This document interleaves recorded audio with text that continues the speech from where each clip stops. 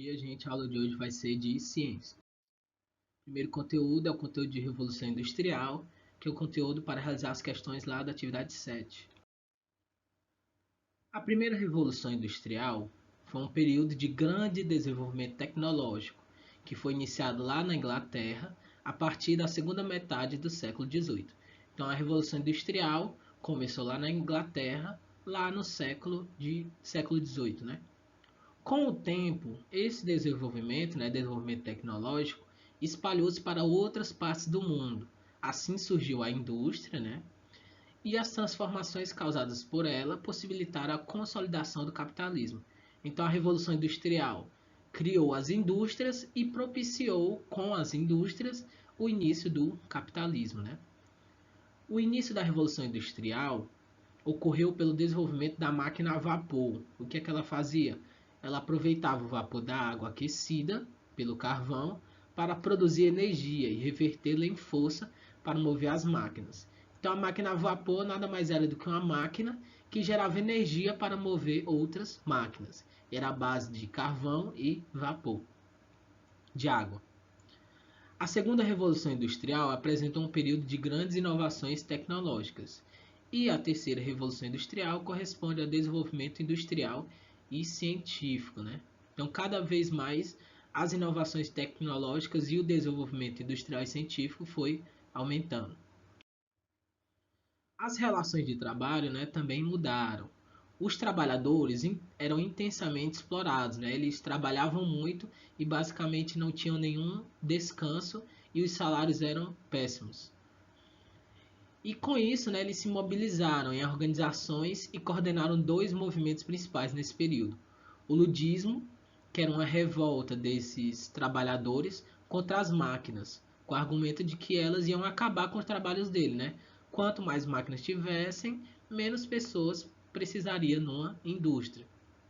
E o cartismo, que ele se pronunciava de maneira mais discreta, tendo seu direcionamento focado na política, por meio da qual conseguiu conquistar diversos direitos para o grupo de trabalhadores. Então, esses dois movimentos foram bastante importantes para o desenvolvimento do trabalho e das relações de trabalho. As principais consequências da Revolução Industrial foram as novas relações de trabalho, como a gente viu aqui, a consolidação do capitalismo por meio do desenvolvimento das indústrias, a industrialização dos países, a expansão do imperialismo, o êxodo e a urbanização. Quem não sabe, o êxodo é as pessoas que saíam do interior para ir para as cidades, em busca de emprego.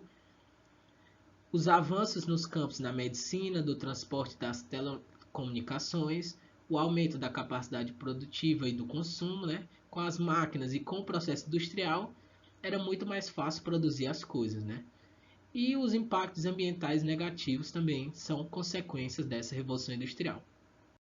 Agora vamos para o próximo conteúdo. O próximo conteúdo é o conteúdo de força e trabalho, conteúdo para realizar as questões da atividade 8. Muitas vezes em nosso dia a dia aplicamos uma força, como por exemplo para empurrar uma mesa ou puxar uma corda. Os corpos podem ser colocados em movimento, A gente pode empurrar alguma coisa, ou os corpos podem ter seu movimento interrompido, como por exemplo a gente parar uma bola quando ela está em movimento, ou ainda sofrer deformação, Como por exemplo quando a gente amassa uma latinha, a gente aplica uma força nela e a gente vai estar deformando ela, por causa da aplicação de uma determinada força. Então, por meio da força, a gente pode colocar uma coisa em movimento, pode parar essa coisa, ou pode deformar essa coisa, esse objeto. No entanto, arrastar uma mesa ou um armário, por exemplo, a força aplicada realiza um trabalho, pois provocou um deslocamento do corpo. Então, quando a gente aplica uma força em um determinado corpo, em um determinado objeto, e a gente desloca ele, ou seja, a gente muda ele de posição, a gente está realizando trabalho, Trabalho é a energia resultante ao se aplicar uma força durante um deslocamento de um objeto. Por exemplo, nessa imagem, essa pessoa está empurrando esse armário o que está causando um deslocamento nele, né?